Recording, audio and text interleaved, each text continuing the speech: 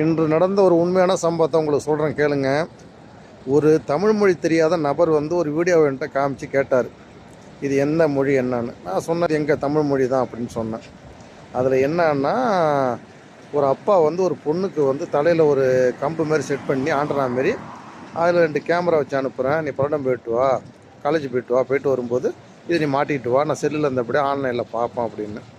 இந்தமாரிலாம் உங்கள் நாட்டில் நடக்குதான்னு கேட்டான். உள்ளபடியே நடக்குது, நடக்க தான் போகுது, அப்படி தான் தமிழ்நாட்டில் இருக்குன்னு. அவன் கேட்டான், ஏன் இந்தமாரிலாம் வந்துட்டுருக்குன்னு. ஏன்னா அந்த நேரம் சொல்கிறீங்க தமிழ்நாட்டுக்காரங்க வந்து நல்லா படிச்சிருக்காங்க, நல்லா அறிவாளின்னு.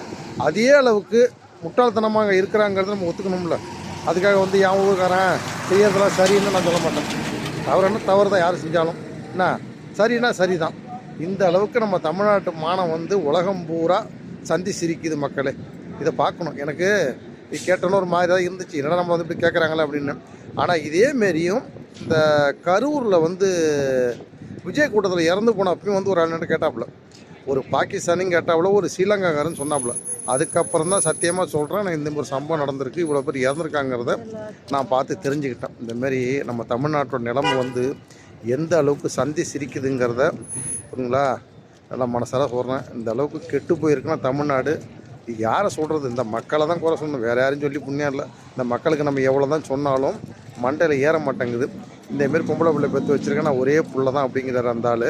என்ன இந்த அளவுக்கு இருக்குது. அது போடும்போது அந்த காணொலி இன்னொருத்தர் வந்து சொல்கிறாரு, என் மோ வந்து இளநீ பறிச்சு சொன்னான்னு ஒரு வீட்டில், அதை நான் கண்டித்தேன், சரி விட்டுட்டேன், இன்றைக்கி வந்து ஏடிஎம் உடச்சிட்டு ஜெயிலில் இருக்கான் அப்படின்னு சொல்லிட்டு. நீ அன்னைக்கே உன் மோனை சரியாக கண்டிச்சிருந்துனாக்கா உன் மோனை தெரிஞ்சிருப்பான்.